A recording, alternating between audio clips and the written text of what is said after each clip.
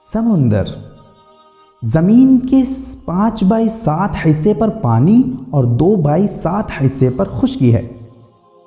آغاز تخلیق میں جب زمین سورج سے نکلی تھی تو سخت گرم تھی۔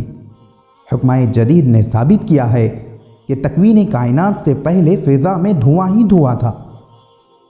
اس دھوئیں یعنی ذرات برقیہ میں زمین، آسمان اور آب و ہوا بننے کی مکمل صلاحیت موجود تھی۔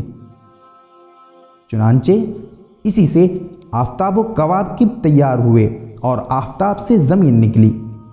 جب زمین قدرے ٹھنڈی ہو گئی تو ارد گرد کا دھواں یعنی بخارات پانی بن کر زمین پر ٹپک پڑا اور سمندر کہلایا۔ زمین کا اندرونی مواد ابل کر باہر نکل آیا۔ ہر طرف مٹی اور پتھروں کے ڈھیر یعنی پہاڑ لگ گئے۔ زلزلوں نے زمین کو ناہموار بنا دیا، چنانچہ پانی پستیوں میں جمع ہو گیا۔ بلندیاں زندگی کے استقبال کے لیے تیار ہو گئیں اور سمندر سے زندگی کا آغاز ہوا۔ ثم استوى الى السماء وهي دخان، پھر اللہ نے آسمانوں کو پیدا کرنے کا ارادہ کیا اور فضا میں ہر طرف دھواں ہی دھواں تھا۔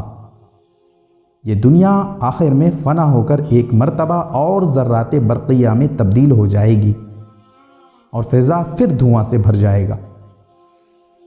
فارتقب یوم تأتی السماء بدخان مبین، اس دن کا انتظار کرو جب فضا میں ہر طرف دھواں ہی دھواں نظر آئے گا۔ کائنات پر ایک ایسا زمانہ گزر چکا ہے جب ہر طرف پانی ہی پانی تھا اور اللہ کی حکومت پانی پر تھی۔ وَكَانَ عَرْشُهُ عَلَى الْمَاءِ، اللہ کی حکومت پانی پر تھی۔ رگوید باب 2 منتر 121 میں مذکور ہے، سنہرے انڈے یعنی سچائی سے دنیا کی تخلیق ہوئی۔ پہلے پانی پیدا ہوا اور ہوا اور پانی سے نر کی تولید ہوئی۔ پھر نر 2 حصوں میں بٹ گیا اور اسی سے اس کی مادہ نکلی۔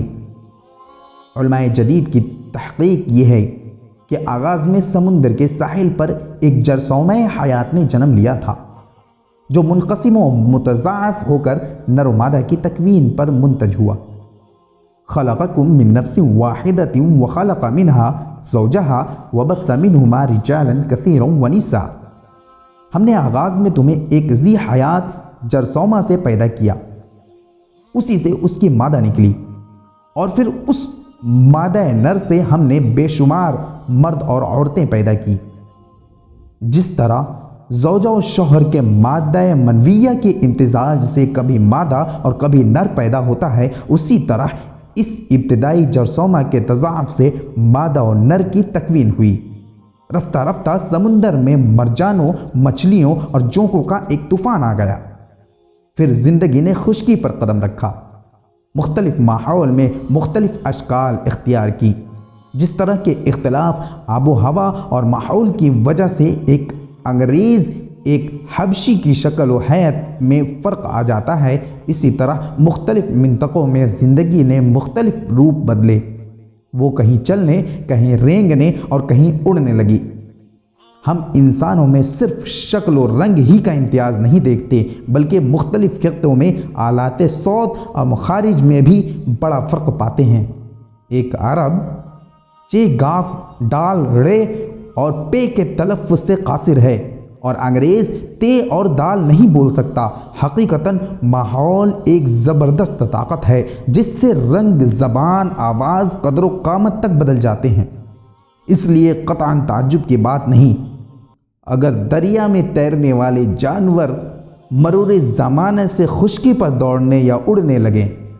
ہمیں بعض پہاڑوں سے جو کروڑہ سال تک زیر آب رہے ایسے جانور ملے ہیں جن کی لمبائی 30 یا 40 فٹ تھی، منہ نہنگ کی طرح، جس مچھلی کی مانند تیرنے کے لیے 2 بازو اور فٹ بھر چوڑی آنکھیں تھیں۔ نیز بعض ایسے جانوروں کے پنجر دستیاب ہوئے ہیں جو 45 فٹ اونچے تھے اور بڑی بڑی مچھلیوں کو 2 حصوں میں کاٹ کر پھینک دیتے تھے۔ خشکی و تری ہر 2 کی فضا ان جانوروں کو سازگار نہ آئی، اس لیے یہ مٹ گئے۔ جس طرح قوم کی کمائی پر پلنے والے نکمے پیر آج مٹ رہے ہیں۔ وَمَا تُغْنِي الْآيَاتُ وَالنُّذُرُ عَنْ قَوْمٍ لَا يُؤْمِنُونَ۔ صحیفہ فطرت کی یہ ہدایتیں اور تنبیہیں اس قوم کے لیے مفید نہیں جس کا سینہ نور ایمان سے خالی ہو۔